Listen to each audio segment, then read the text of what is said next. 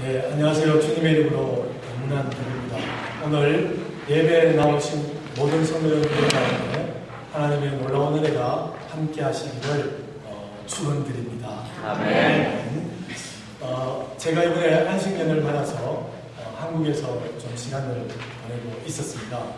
한국에 있으면서 아주 재미있는 이야기 하나를 들었습니다. 이 차대에 사역하는 동역자 중에 한 분을 한국으로 좀 공부할 수 있는 길을 열어서 한국에서 공부할 수 있도록 좀 보내드렸습니다. 왜냐하면 그런 마음이 있었습니다. 한국 목회자만큼 자기의 전 생애, 전 삶을 들여서 섬기는 그런 목회자가 세상 어디에도 많지 않다는 사실을 보았기 때문입니다. 한국 목회자들은 아침부터 새벽 일찍부터 밤 늦게까지 누군가 문제가 있으면 언제나 일을 하는 거예요. 그런데 대부분의 많은 나라들에서 목회자들이 자기가 정해진 시간, 직업처럼 그때만 봉사하고 나머지 시간은 개인 시간을 가지는 거예요. 차대에도 그런 경향이 조금 있어서 어떻게 하면 한국 목회자들의 헌신적인 삶을 좀 배우게 할 수 있을까 하는 마음이 들어서 저희 협력하는 교단의 가장 오래되신 목사님을 한국에서 목회를 좀 배울 수 있도록 그렇게 길을 열어드렸습니다. 한 2년 정도 시간이 지났는데 가족과 떨어져 있다 보니까 외로움이 많았습니다. 그 모습을 보신 어느 성도 한 분께서 사모님과 자녀가 4명 있는데 막내를 한국으로 좀 방문할 수 있도록 비행기표를 좀 마련해 주셨어요. 그래서 이번에 저희가 안식년 들어가기 전에 6월 초에 그분들이 먼저 한국을 방문했습니다. 이번에 한국에 들어가서 함께 수련회가 있어서 8월에 수련회에 참여할 때 들었던 사모님으로부터 직접 들었던 이야기입니다. 이 사모님이 막내를 데리고 들어갔는데 막내가 이제 유치원생이에요. 그래서 교회를 시골에 있는 교회들 이렇게 방문하면서 그 아이를 데려간 거예요. 그 아이를 데려갔는데 한국에는 유치부가 따로 모이기 때문에 그 아이를 유치부에 데려가서 같이 옆에 앉아 계셨다는 것입니다. 어느 교회에 가셨는데 갑자기 어느 한 애가 자기를 많이 보더라는 거예요. 유치부 아이인데 많이 한동안 살펴보더니 갑자기 막 뛰어오더라는 거예요. 뛰어와서 팔을 막 만져보더라는 거예요. 색깔이 좀 달랐다는 모양이죠. 그러더니 다시 막 뛰어가더니 주개를 가지고 와서 팔에다가 막 밀더라는 거예요. 그 아이에게는 색깔이 다르다는 것이 넘지 못할 커다란 벽이었는가 봅니다. 아직 그런 경험이 많지 않았나 보죠. 다른 문화 속에서 산다는 것은 결코 쉬운 일이 아닙니다. 우리 프랑스라고 하는 다른 문화 속에 살아가시는 여러분들에게 가장 필요한 것은 하나님의 은혜와 하나님의 도우심이 아닌가 생각합니다. 왜냐하면 우리가 만나는 일마다 또 경험하는 일마다 우리의 마음을 아프게 하고 우리의 심령을 건드리는 수많은 일들이 우리 앞에 놓여 있기 때문입니다. 선교지에서도 동일한 일들이 많이 일어납니다. 선교사가 현장에서 사역하다 보면 가장 적응하기 어려운 것 중에 하나가 문화적인 차이를 극복하는 것입니다. 이번에 안식년을 들어가기 전에 지난 텀 동안 주로 사역했던 것이 어린아이들 중심의 사역이었습니다. 특별히 차드에 많은 교회들이 있는데 그 교회들의 중고등부 모임이 따로 없어요.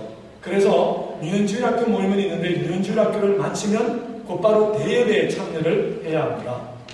아이들끼리의 모임이 없다 보니까 대부분의 아이들이 유년주일학교까지는 저희가 지금 현재 섬기고 도와드리고 있는 교회가 유년주일학교가 한 많이 모일 때는 250명, 적게 모일 때는 한 160여 명 정도 모이거든요.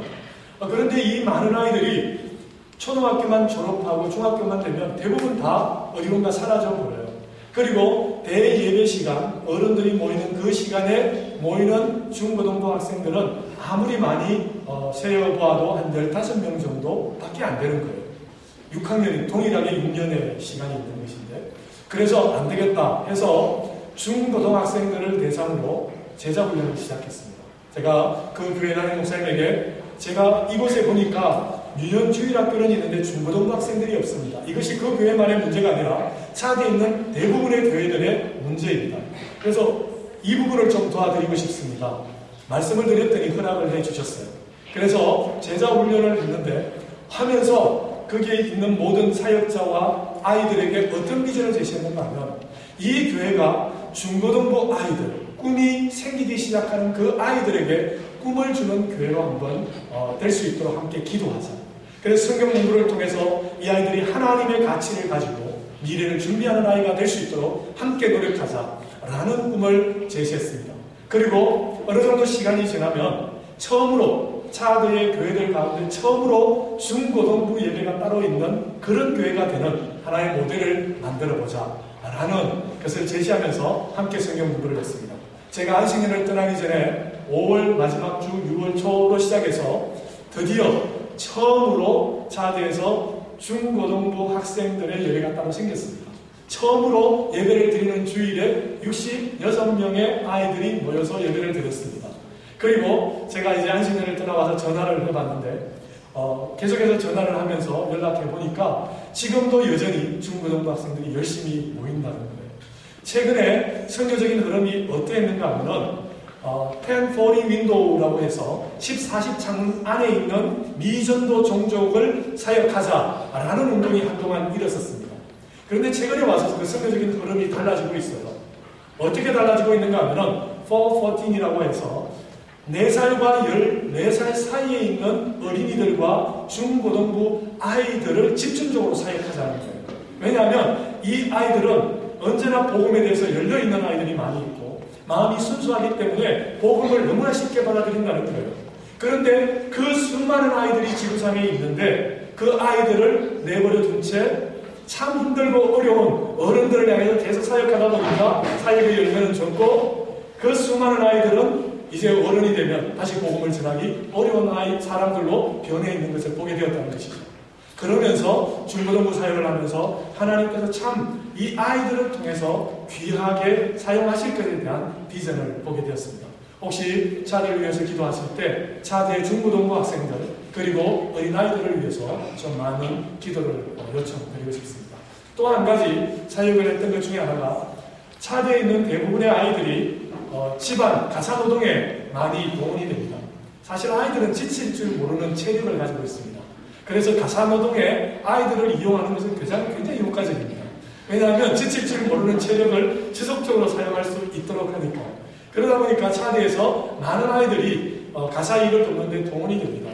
토요일 학교를 가지 않는 날이면 대부분의 아이들이 물동이를 이고 물을 날라야 하고 저희 차대에도 저희 센터 안에 펌프가 하나 있습니다. 누구나 와서 사용할 수 있도록 펌프를 하나 마련했는데 평일날도 그렇고요. 토요일 주일이 되면은 많은 아이들이 물동이를 이고 와서 그 아이들이 나이가 많은 게 아니에요. 5살, 6살짜리들이 와서 물동이에 물을 이어서 자기 집에 마실 물을 채워 넣는 거예요.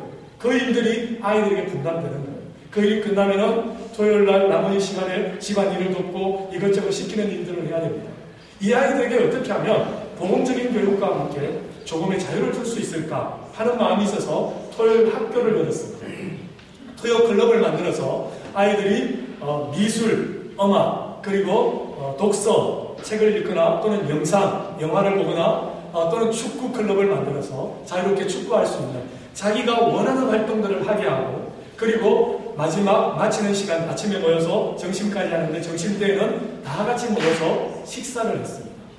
그렇게 했는데요. 200명의 아이들을 등록을 받아서 그렇게 했는데 저희 토요일만 되면 저희 센터가 천국으로 변합니다. 아이들의 웃음소리와 아이들의 그 맑은 얼굴을 저희들이 발견을 했습니다. 정말 작은 것인데 무엇인가를 나누어 주는 것. 아주 작은 것이지만 사랑으로 그 아이들과 함께하는 것. 그것을 통해서 그 아이들의 마음속에 하나님의 이미지가 심겨지는 것을 보게 되었습니다. 이 아이들이 지속적으로 하나님에 대한 이미지를 가지고 믿음으로 자라나는 아이들이 될 수 있도록 지속적인 차대 아이들을 위해서 좀 기도를 부탁드리고요. 특별히 지구상의 60% 정도가 전 인구의 60% 정도가 밤에 잠을 잘 때 줄인 배를 채우지 못한 채 잠이 듭니다. 또 전 인구의 40%가 기아에 배고픔에 고통을 당하고 있습니다.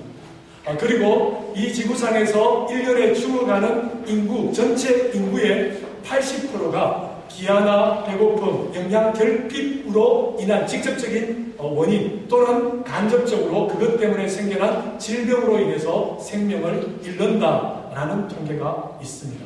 배고픈 아이들이 참으로 많이 아프리카에 있죠. 그 아이들이 그럼에도 불구하고 하나님에 대한 비전과 꿈을 잃지 않고 그들이 그들의 민족과 상황을 바꿀 수 있는 미래의 지도자들이 될 수 있도록 그런 특별한 기도를 좀 요청을 드립니다.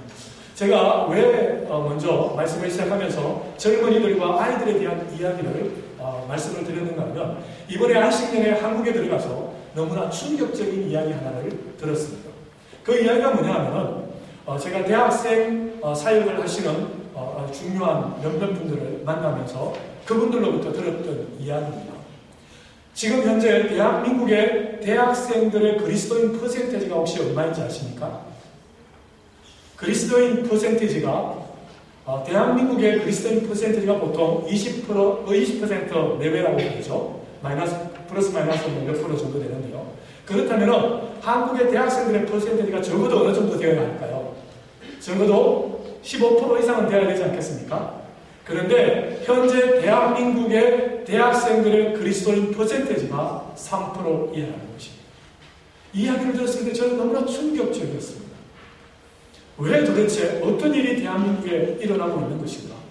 대한민국에 어떤 일이 일어났기에 오늘날 젊은이들이 더 이상 하나님을 갈망하지 아니하고 하나님을 믿지 않고 하나님 앞에 나오지 않고 하나님 앞에 예배하지 않는가? 그 이유가 도대체 어디에 있는가? 정말 많은 고민에 빠졌습니다. 성경학적으로 보면 3% 이하의 그리스도인이 있는 종족이나 3% 이하의 그리스도인이 있는 종족 그룹을 미전도 종족 또는 미전도 종족 그룹이라고 이야기합니다. 다시 말해서 대한민국 그리스도의 충만한 은혜와 축복이 있었다고 하는 대한민국의 오늘날 젊은이들이 미전도 종족 그룹으로 남아있다는 사실입니다. 이것은 충격 아닐 수 없습니다. 제가 처음 하나님 앞에 1997년도 선교를 떠나기 전에 1995년도에 선교지를 찾고 있었습니다. 1995년도에 선교지를 찾으면서 하나님 앞에 기도했던 두 가지가 있습니다. 첫째는 무엇인가 하면 하나님, 제가 선교지를 찾는데 제가 가기를 원하는 것은 한국 선교사들이 힘들거나 또는 아직까지 열려지지 않았거나 해서 선교사가 들어가 있지 않은 나라, 좀 힘든 나라를 가기를 원합니다. 하나님, 저에게 그런 나라를 주십시오. 기도하는 가운데 차들을 만났습니다.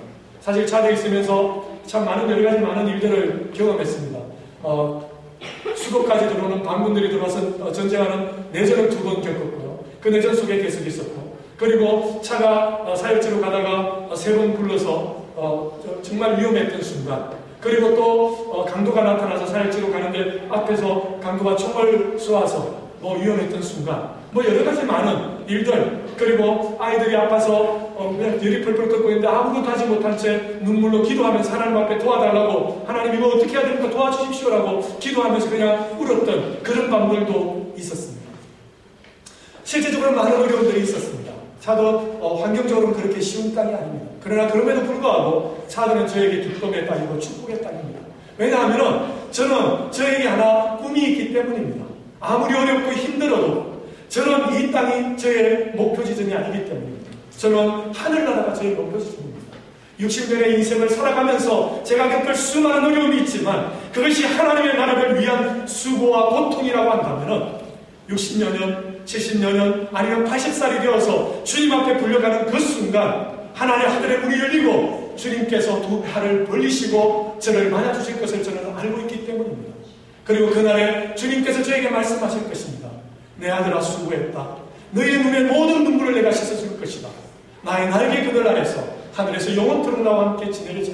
하나님께서 나를 향한 계획된 하늘나라의 축복이 있다는 것을 믿기 때문에 저는 그 모든 수고와 고통이 아닙니다.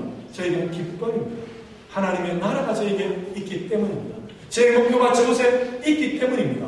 그래서 저는 제가 선교를 떠나기 전에 하나님 앞에 기도했던 그 기도가 응답된 것이 너무나 감사하고 아직도 여전히 차들을 사랑하고 차대의 사람들을 사랑할 수 있는 그런 마음을 하나님이 주신 것에 대해서 너무나 감사하고 너무나 은혜를 많이 받았다는 생각을 하고 있습니다. 두 번째로 하나님 앞에 기도했던 것이 있습니다. 그것은 바로 바울이 로마서를 기록하면서 겪었을 수많은 갈등과 고뇌 속에서 열거해 놓았던 몇몇 가지 기도 제목에서부터 제가 그 기도 제목을 찾았습니다. 바울의 이야기를 살펴보면 로마서를 기록하면서 바울이 7장, 8장, 9장, 10장, 11장까지 가면서 몇몇 가지 이야기를 하고 있습니다. 그 가운데 한 가지가 무엇인가 하면 자기 민족을 향한 열망이었습니다.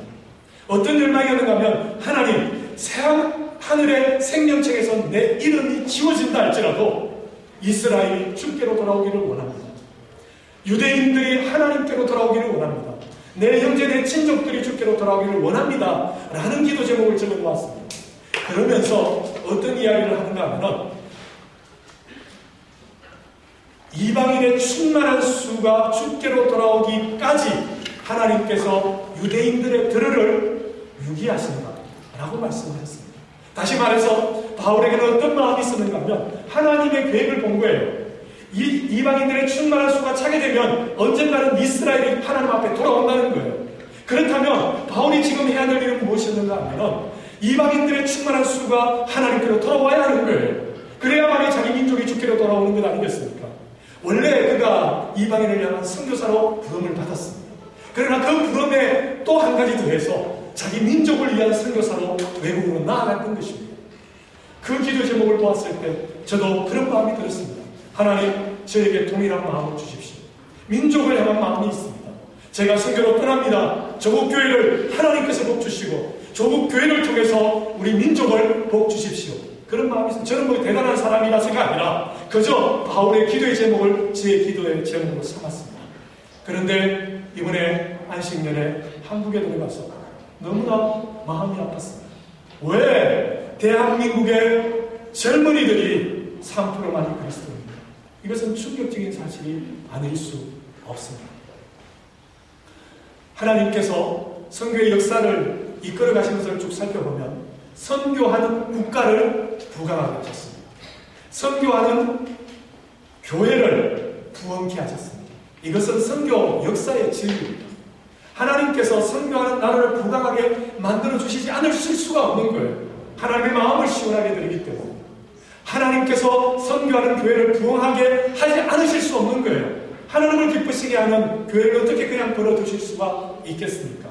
영국의 교회가 그러했습니다. 영국의 교회가 하나님의 복음을 위해서 헌신하고 선교사를 보내고 세계 곳곳에 선교사를 파송해서 어떤 일이 일어났습니까? 영국이 부강해졌습니다. 세계에서 해가 지지 않는 나라가 되었습니다. 세계를 전체적으로 이끌어가는 리더가 되었습니다. 영국 교회가 어땠습니까? 영국 교회에 대단한 부흥이 일어났습니다. 수많은 사람들이 주께로 돌아왔습니다. 그런데 하나의 문제가 생겼습니다. 어떤 문제인가 하면 영국 교회가 부흥의 그 걸음을 들어가고 그 영국이 부강해지자 사회적으로 너무나 많은 일들이 생겨났습니다. 그리고 젊은이들이 좋은 직장을 찾아야 했습니다. 그 좋은 직장을 찾기 위해서는 자기에게 필요한 많은 준비할 것들이 많이 있었습니다. 그래서 부모들이 그 자녀들에게 이 세상에서 어떻게 하면 좋은 직업을 가질까에 대한 관심을 가지기 시작했습니다.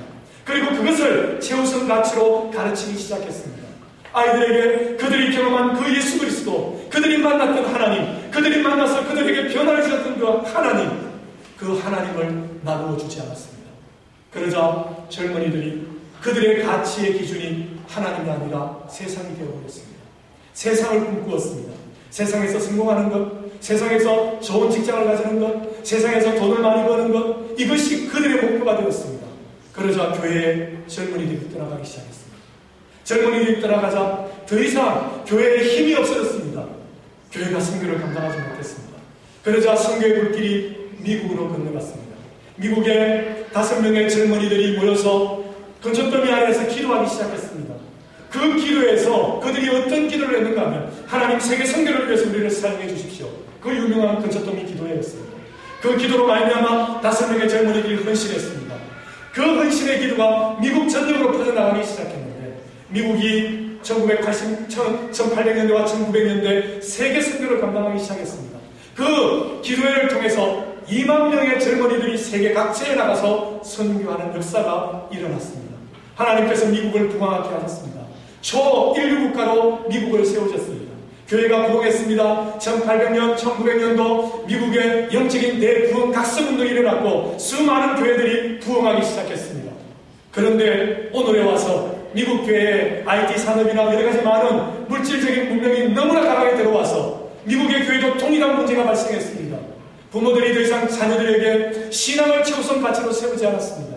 그들에게 무엇을 주었습니까? 그들에게 이 IT 세상에서 최고로 세울 수 있는 최고의 학문과 그리고 길을 열어줘서 저는 그리스도인이 최고의 학문을 가지는 것, 최고의 자리에 오르는 것이 잘못되었다고 생각하지 않습니다.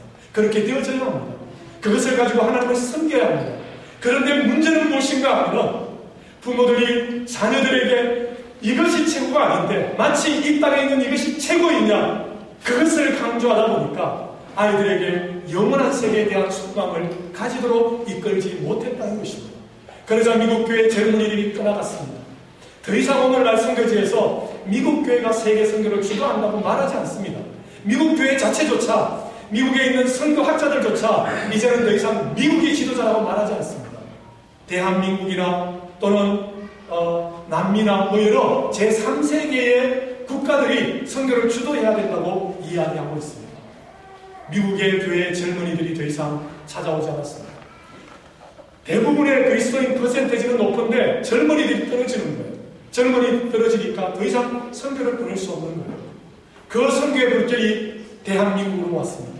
하나님께서 대한민국을 얼마나 축복하셨습니까? 이런 축복은 역사상 경험할 수 없는 축복입니다. 가장 짧은 기간에 이렇게 부강하게 된 나라가 어디에 있습니까? 가장 짧은 시간에 이렇게 부흥한 그런 교회가 어디에 있습니까? 하나님께서 대한민국을 놀랍게 축복하셨습니다. 그런데 여기에 또 하나 문제가 생겼습니다. 어떤 문제인가 하면 오늘날 여전히 한국교회도 이미 영국과 미국이 걸어왔던 그 걸음을 동일하게 걷고 있더라는 거예요. 부모들이 자녀들에게 하나님에 대한 영원한 세계에 대한 비전과 꿈을 심어주는 것이 아니라 이 땅에서 어떻게 성공할 것인가, 이 땅에서 어떤 좋은 자리에 앉을 것인가, 이 땅에서 어떻게 부유하게 될 것인가를 그 아이들에게 가르치고 있더라는 것이죠. 아이들이 더 이상 하나님을 소망하지 않습니다. 그러자 아이들이 교회를 떠난 거예요. 젊은이들이 교회에 없는 거예요. 대학생들의 3%만이 오늘날 대한민국의 그리스도인이라는 것은 우리의 가슴을 너무나 아프게 한다는 것입니다. 여러분, 우리가 조국을 떠나 있지만 이런 마음을 가져야 합니다. 하나님, 저 조국 교회에 무너진 저 담에 누군가가 막아서서 저 담이 더 이상 허물어지지 않도록 하나님, 내 조국 교회를 지켜주십시오. 울고 부러지는 그런 성도들을 하나님은 오늘날 요구하신다는 것입니다. 우리 한국 교회가 비록 우리가 떠나 있지만 저에게는 그런 마음이 있습니다. 하나님의 나라 입장에서 보면 어떤 나라가 하나님의 선교에 동원되어서 세계 복음화를 감당하든 그것은 아무 문제가 되지 않습니다. 하나님이 사용하시면 되니까요. 그런데 저는 대한민국의 사람입니다. 그리고 대한민국의 한 사람으로서 하나님의 축복을 받은 우리 교회와 우리 민족이 그 축복을 잃어버리는 그 처참한 그런 광경이 없기를 기대한다는 것입니다. 어떻게 해야 합니까? 꿈을 다르게 해야 됩니다. 우리의 자녀들과 우리의 젊은이들, 그래서 우리의 2세들이 하나님을 바라보는 아이들로 자랄 수 있도록 이끌어줘야 한다는 것입니다. 오늘날 선교는 두 가지로 이야기합니다. 영국교회와 미국교회가 실패한 선교, 왜 계속해서 이 선교를 감당하지 못하느냐? 그 이유는 두 가지의 선교를 이해하지 못했기 때문입니다. 첫 번째 선교는 일반적으로 말하는 다른 나라와 다른 민족에 가서 복음을 전하는 것.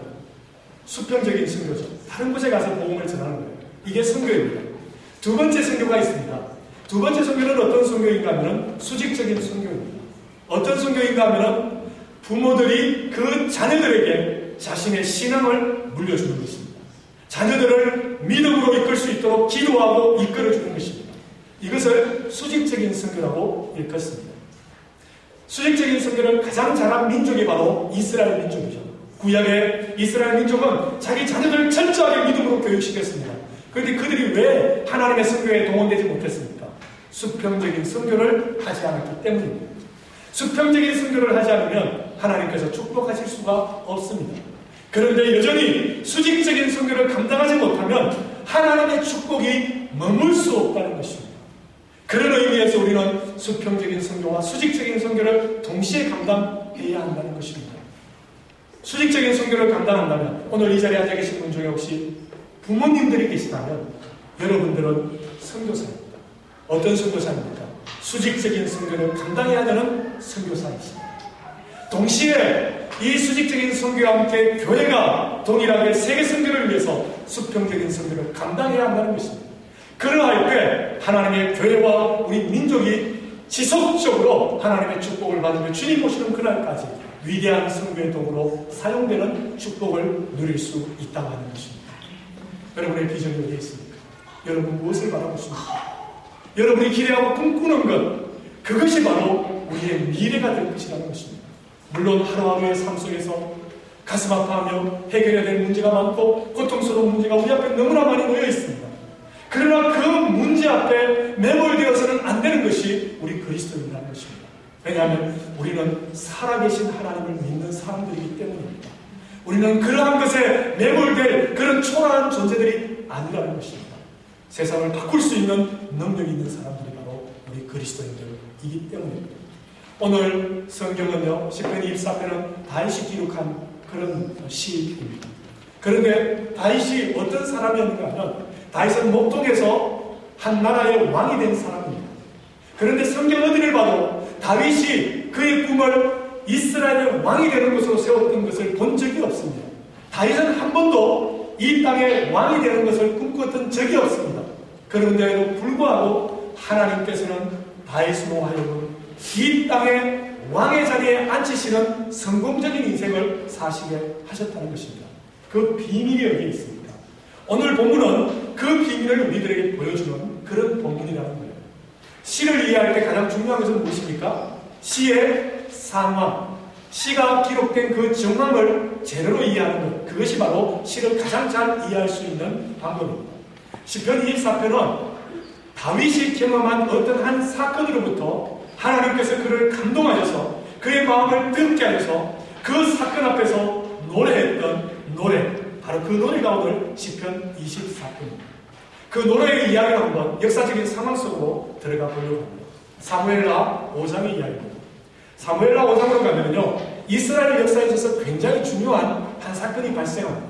이 사건은 오고 오는 세대들 가운데 이스라엘의 국가가 어떤 국가가 되어야 할 것인가에 대해서 비전을 제시하는 그런 이야기입니다.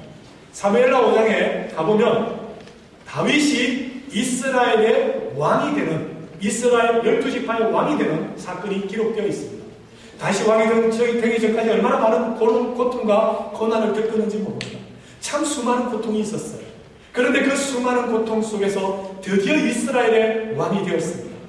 대부분 우리가 이 땅의 목표를 두고 그 목표에 딱 도달하는 순간 어떻게 하게 되는가 하면 우리가 이루어놓은 그 목표를 유지하기 위해서 모든 것들을 동원하는 거예요. 그래서 다윗이 이스라엘의 왕이 되는 순간 만약에 그의 꿈이 이스라엘의 왕이었다면 그는 그 왕권을 확고하게 확립하기 위해서 어떤 일을 했어야 되는가 하면 그의 정적들을 제거해야 합니다. 그리고 그의 왕권을 확립하기 위해서 정치 제도를 개선해야 합니다. 그리고 국가를 부강하게 만들기 위해서 여러 가지 많은 경제 정책을 새롭게 만들어야 했었습니다. 오늘날 모든 나라의 대통령들이 그러지 않습니까? 그런데 다윗이 왕이 되자마자 어떤 결정을 하는가 하면 이스라엘이 왕이 된 순간 다른 그 어떤 것이 아니라 다 제쳐놓고 군대를 일으킵니다. 군대를 일으켜서 예루살렘 성으로 진격을 해들어갑니다. 우리가 일반적으로 생각할 때 예루살렘 하면은 이스라엘에서 가장 중요했던 한 도시 가운데 하나였기 때문에 아마 예루살렘은 오래전부터 이스라엘의 땅이었을 것이라고 생각하지 않습니까? 그런데 그렇지 않습니다. 예루살렘이 이스라엘의 땅이 된 시기는 언제인가 하면 다윗이 이스라엘의 왕이 된 바로 그 시점이었습니다. 그때야 예루살렘이 이스라엘 왕이 되었어요. 이스라엘에 여러 땅이 있었는데 그 가운데 유일하게 예루살렘은 가장 가운데 있는 예루살렘이 아직도 이방인의 땅으로 남아있었던 거예요. 다른 모든 땅은 이스라엘 땅입니다. 다윗이 어려서부터 꿈꾸었던 꿈이 있었을 거예요. 그 꿈은 바로 하나님의 마음을 이해하고 하나님의 마음을 이루어드리는 그 꿈이었을 것입니다. 다윗이 왕이 되자 그 하나님의 마음을 보게 됩니다. 하나님께서 이스라엘에게 그 모든 땅을 주셨음에도 불구하고 이스라엘이 그 땅을 차지하지 못하는 거예요. 그러자 하나님의 마음을 따라서 왕이 되는 순간 군대를 일으켜서 예루살렘으로 진격해 갑니다. 근데 예루살렘은 결코 호락호락한 땅이 아닙니다. 왜냐하면 예루살렘은 사사시대 때 이야기를 쭉 살펴보면 예루살렘은 난국불락의 요새였습니다. 아무리 군대가 들어가고 공격을 해도 그 성을 무너뜨릴 수가 없었던 거예요. 그 이유가 뭐냐면 언덕 위에 예루살렘이 있는데 그 언덕 위에 돌 성벽으로 지어놓은 거예요. 돌 성벽으로 둘러놓았기 때문에 언덕 위에 돌 성벽이 있었기 때문에 그 누구도 그리로 들어갈 수가 없었던 거예요. 예루살렘으로 통하는 유일한 문이 하나 있었습니다. 그 문이 돌문으로 이루어져 있던 거예요. 그러니까 이스라엘 백성들이 그 돌문 앞에 딱 다다르니까 여부서 족속들이 이 돌문을 딱 내려버린 거예요. 그 누구도 예루살렘 안으로 들어갈 수 없습니다. 그 누구도 예루살렘 밖으로 나올 수 없습니다. 그리고서 여부서 족속이 성 위에서 무엇이라고 이야기하는가 하면 우리 성 안에 보지 못하는 사람이나 다리를 사용하지 못하는 사람이 있다 할지라도 너희들의 공격을 막아낼 수 있다. 위에서 돌만 던지면 되는 거예요. 성 위에서. 아무도 들어갈 수 없는 거예요. 그러니까 여부서 족속들이 자신들의 성이 너무나 든든하다고 믿고 있었습니다. 그때 바로 다윗이 하나님 앞에서 울부짖었던 기도가 오늘 시편 24편입니다. 어떤 기도를 합니까? 24편 1절 땅과 거기에 충만한 것과 세계와 그 가운데 있는 모든 사람들은 여호와의 것입니다. 아무리 그 땅에 지금 이방인들이 그 땅을 진치고 있다 할지라도 아무리 큰 성벽이 막고 있다 할지라도 아무리 거대한 돌문이 그 성벽을 막고 있다 할지라도 원칙적으로 그 땅은 여호와의 땅입니다. 여러분, 우리가 살아가다 보면 맞게 되는 수많은 어려움이 있지 않습니까? 인생의 어려움 가운데 우리가 예루살렘 같은 어려움을 많이 겪을 때가 있습니다. 예루살렘처럼 도대체 이 문제를 해결할 수 없을 것 같고 우리 가정에 당면한 이 문제가 예루살렘 성벽처럼 너무나 높고 예루살렘 성문처럼 너무나 간단해서 도저히 빠져나갈 구멍이 없다고 느껴져서 좌절하고 절망한 적 없으십니까? 그러나 그때라도 믿음을 놓지 마십시오. 그때라도 이렇게 선언하십시오. 하나님 앞에 울부짖으십시오. 하나님, 그럼에도 불구하고 이 모든 문제의 주인은 하나님 당신이십니다. 하나님이 주인이시면요 해결되지 않을 문제가 없다는 것이죠. 하나님이 주인이라고 다시 선언합니다. 그리고서 계속적으로 기도합니다. 어떤 기도입니까? 2절에 하나님, 이 강 위에 바다 위에 이 틀을 세우시는 하나님이십니다. 하나님이 이 틀을 세우신 거예요. 예루살렘도. 그렇기 때문에 하나님의 것입니다. 그리고 어떻게 기도합니까? 이 땅에 설 자가 누구입니까? 이 땅에 설 자는 마음이 청결하고 그리고 하나님 앞에 헌신되고 그리고 뿐만 아니라 자기의 탐욕, 자기의 어떤 뜻을 허탄한 데 두지 않는 자, 다른 곳에 하나님 그의 마음의 뜻을 두는 자가 아니라 하나님께 마음을 두는 자. 다윗이 왕권에 자기의 마음을 두지 않았습니다. 왕의 자리에 자기 마음을 두지 않았습니다. 그는 그의 마음을 하나님의 마음에 두었습니다. 하나님의 마음과 함께 가는 것보다 행복한 일은 없습니다. 제가 조금 전에 말씀드렸던 것처럼 차대에서 살면서요 어려운 일들이 있었지만 그러나 저를 위로하고 저를 격려하고 저를 세우는 것이 있다면 그것은 하나님이 그 자리에 나와 함께 하신다는 그 체험이었습니다. 그리스도인에게 이것보다 더 놀라운 체험이 어디 있습니까? 여러분, 발에서 영적으로 공황을 겪거나 영적으로 어렵고 힘들 때마다 하나님이 여전히 여러분과 함께 하신다는 사실을 경험해 보십시오. 그 자리는요 축복의 자리입니다. 그 자리는 은혜의 자리입니다. 그 자리에 기적이 일어나고 있는 것이죠. 바로 그 일들을 바로 다윗은 예루살렘 성벽 앞에서 외치고 있는 것입니다. 그리고 나서 기도합니다. 하나님, 저 땅 전쟁에 능하신 하나님 아니십니까? 하나님, 전쟁에 능하신 하나님이 저 땅을 취하십시오. 기도하는데 하나님께서 다윗에게 지혜를 주십니다. 어떤 지혜인가 하면 예루살렘은 언덕 위에 지어져 있기 때문에 물을 구하기가 어려워요. 그래서 물을 구하기 위해서 예루살렘 성벽으로부터 물을 기를 수 있는 물 기는 샘을 아주 사람 하나가 겨우 좁혀서 통과할 수 있을 정도의 샘을 성 위에서부터 이렇게 하나 파놓았습니다. 그리로 물을 길어 올리는 거죠. 그런데 하나님께서 어떤 지혜를 주셨는가 하면 지금 여부서 족속들은 자기들의 성의 자리를 믿고 마음 편하게 잠자고 있다. 밤에 너희의 군사들을 그리로 들여보내서 성문을 열어보려고 지혜를 주신 거예요. 다윗이 밤에 특공대를 조직합니다. 특공대를 조직해서 그 특공대에게 사무엘 나와 5장에 보면 이렇게 이야기하죠. 너희가 다른 곳으로 올라가지 말라. 물 기르는 샘 그곳으로 올라가서 그 땅을 취하라고 이야기합니다. 특공대가 그리로 올라가죠. 다 자고 있는 그 밤에 그리고 문을 들어 올립니다. 그리고 하나님의 백성의 군대가 예루살렘 안으로 들어가는 거예요. 그 시편이 바로 이 사편. 문들아 너희 머리를 들지어다. 영광의 왕이 들어가시리라. 영광의 왕이 니시뇨 전쟁에 나가신 여호와시요 이 온 우주의 만물의 여호와 신이라 라고 이 사편은 노래하고 있는 것입니다. 여러분, 그렇습니다. 우리의 인생은 전쟁터와 같습니다. 우리의 삶은 영적인 전쟁을 하고 있는 그런 삶입니다. 이 전쟁터에서 우리의 싸움은 인간적인 싸움이 아니고요, 하나님이 싸우시는 싸움인 거예요. 이 싸움은 나의 지혜, 나의 능력, 나의 어떤 것으로 싸울 수 있는 싸움이 아니라는 거예요. 나의 것을 내려놓고 하나님을 바라볼 때, 하나님의 마음을 가질 때, 그때야 비로소 이 싸움에서 진정한 하나님의 성공이 나타난다는 것입니다. 새는 새 종류의 새가 있습니다.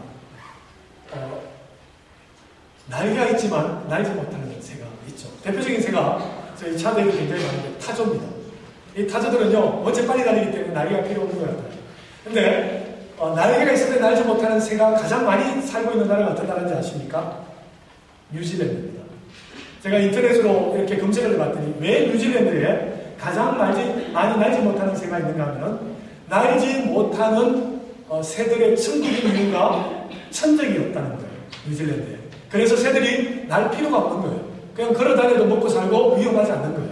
그러니까 나이가 있어도 날지 않는 거죠. 그걸 보면서 그런 생각을 했습니다. 하나님이 때때로 우리 삶에 고난을 주시는데 그 고난은 결코 우리에게 나쁜 것이 아닙니다. 그 고난은 우리로 하여금 날 수 있는 힘을 제공해 주시는 것이죠.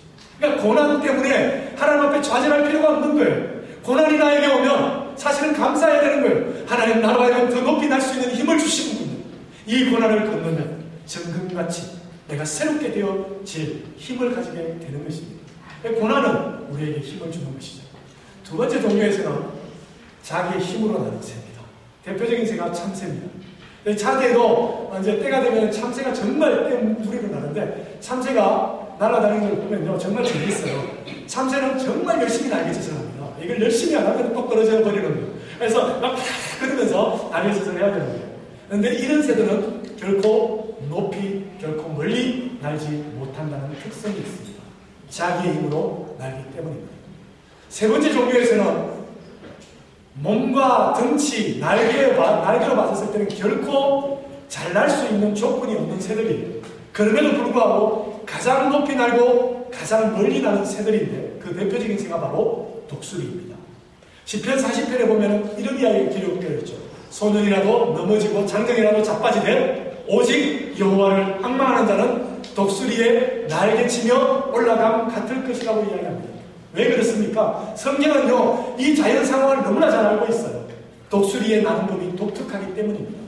독수리가 어떻게 나는가 하면, 독수리는 날개의 힘으로 나는 새가 아니라 공중에 흐르고 있는 공중의 흐름, 기류를 이용하는, 그래서 그 기류를 이용해서 나는 새가 바로 독수리이기 때문입니다. 뜨거운 바람이 땅을 적시면 뜨거운 기류가 하늘로 올라가면 그 뜨거운 기류의 날개를, 큰 날개를 쫙 펼치는 거예요. 그러면 그 기류를 타고 공중 4km까지 올라갑니다. 4km까지 올라가면 그곳에 공기의 흐름이 있습니다. 그 공기의 흐름에 또 날개를 한번 탁 지어버리면 그 흐름을 타고 몇 킬로를 날아서 여행하는 새가 바로 독수리라는 거예요. 우리가 우리의 힘을 의지해서 아무리 날개짓해도 그것은 거기까지라는 거예요. 거기까지라는 거예요. 그러나 내 힘이 아니라 하나님의 성령이 나에게 주시는 힘, 하나님의 은혜가 나를 이끌어가시는 그 힘, 그 하나님 앞에 나의 모든 것을 포기하고 내려놓고 그저 하나님 앞에 맡기는 순간, 나는 하늘 높이 더 멀리 나는 믿음의 승리하는 그리스도인이 될 수 있다고 하는 것입니다. 오늘 무엇을 잡고 싸우고 있습니까? 무엇을 부여잡고 있습니까? 무엇을 우리의 자녀들에게 전달하고 있습니까? 나의 삶을 통해서 자녀들이 이 땅이 다가 아니구나, 저 어느 곳에 또 어떤 세상이 있구나, 이 땅은 그저 과정일 뿐이구나, 어떤 대학이나 어떤 직업이나 그 모든 것이 다 과정이구나, 결국에는 이것을 통해서 하나님의 나라를 가는 준비를 하는 것이구나, 이것을 심어준다면 우리의 아이들이 지속적으로 우리가 믿었던 그 하나님을 동일하게 믿고 승리하는 그리스도인이 될 것이라는 것입니다. 하나님을 의지할 때 하나님의 놀라운 은혜가 있다는 것이죠. 말씀을 마무리하도록 하겠습니다. 파리에 와서 항상 느끼는 것 중에 하나가 무엇이냐면 파리가 신앙생활하기에 결코 쉽지 않다는 사실입니다. 영적으로요, 제가 캐나다에서 선교대회가 있어서 한번 초청을 받아서 간 적이 있습니다. 근데 캐나다에 딱 내려서 캐나다에 이렇게 몽레알에 갔었죠. 몬트리올에 갔었죠. 몬트리올에 갔었는데 그곳에 가서 딱 내려서 이렇게 사람들을 만나는 순간 어떤 영적인 분위기가 그리스도인이 이렇게 느껴지잖아요. 이제 영적으로 이렇게 느껴지는 부분들이 있거든요. 근데 그것은요, 좀 밝아요. 밝고 좀 뭔가 이 느낌이 좀 편안한 느낌이 있어요. 근데 파리에 딱 내리면은요, 대부분의 선교사님들이 하시는 얘기가 뭐냐면 여기 왜 이래 뭔가 느낌이 어두칙칙하고 느낌이 좀 이상해? 다들 이러는 거예요. 그러니까 여러분은 치열한 가장 이 세상의 도시들 가운데 가장 영적으로 치열한 전투를 일으켜야만 하는 그런 최전방의 영적인 전투의 장소에 여러분들이 살고 계시는 거예요. 그러니까 여러분들이 얼마나 깨어있어야 하는지를 보여주는 거예요. 전투가 치열할수록 군인이 더 깨어있어야 되는 건 아니겠습니까? 아무래도 후방은 좀 나태해질 수 있지만. 그런데 이 파리가 그런 가장 최고 전투가 벌어지는 장소라는 거예요. 얼마 전에 그런 경험을 했습니다. 지하철에서 이곳에 마녀가 있는지는 모르지만 이게 이제 영적으로 지하철에서 어떤 시커먼 옷 입고 모자 이만큼 눌러쓰고 이렇게 막고 있는 사람이 들어와서 영적으로 다 느껴지거든요. 근데 이 사람이 짐승을 죽여서 그 피를 사탄에게 바치고 그 힘을 가지고 또 어떤 희생제물을 찾고 있는 거예요. 그 희생제물을 찾는데 저하고 딱 맞아 때린 거죠. 제 자리가 많은 자리들 가운데 비어있는 자리인데 제 자리에 딱 앉아서 함께 이제 좀 가는데 저를 주시하면서 공격하는 게 느껴지는 거예요. 영적으로 막 싸웠죠. 하나님. 여하튼 저도 안 지고 어떻게 됐는지는 몰라요. 제가 그만큼 영적으로 싸우며 고생했으면 그 사람은 얼마나 고생했겠어요. 하나님의 사람을 공격하다가 아마 괜히 잘못 건드려서 손을 놓을 수도 없고 하면서 아마 엄청 고생했을 거예요. 그래서 싸움이 있었습니다. 그거 느끼면서 파리가 최고의 도시이지만 이 세상에 가장 많은 물질 문명과 문화가 이곳에 있다고 하지만 그러나 이곳에 가장 많은 사탄의 공격이 있다는 것을 발견하게 되었습니다. 여러분 파리에 사시면서 깨어있으셔야 합니다. 하나님의 영적인 공격이 이곳에 사탄의 영적인 공격이 이곳에 얼마나 많은지 몰라요. 하나님의 은혜를 힘입지 않으면 결코 이 모든 능력을 대적하여 싸울 힘이 없는 거예요. 그래서 그때 생각했던 말씀이 뭐냐면 바로 로마서 12장 1절 2절 말씀입니다. 로마서 12장 1절 2절은 어떤 이야기인가 하면 바울이 로마에 있는 성도들에게 편지를 쓰잖아요. 로마는 그 당시에 모든 정치, 경제, 문화, 사회적으로 가장 중심이었던 도시입니다. 그 로마에 있는 성도들에게 어떻게 살아야 할 것인가를 기록하고 있는 거예요. 1장부터 11장까지는 믿음의 원리들을 기록합니다. 12장부터는 실제적인 그 로마에서 어떻게 살아야 할 것인가를 기록하는 거예요.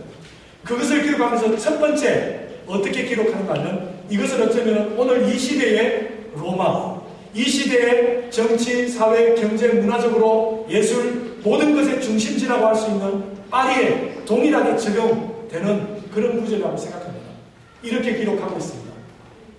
그러므로 형제들아 하나님의 모든 자비하심으로 너희를 권하노니 로마의 시민들에게 무엇을 권하는가 하면 너희 몸을 하나님이 기뻐하시는 거룩한 산 제사로 드리라. 이는 너희에 드릴 영적 예배니라. 여러분 그렇습니다.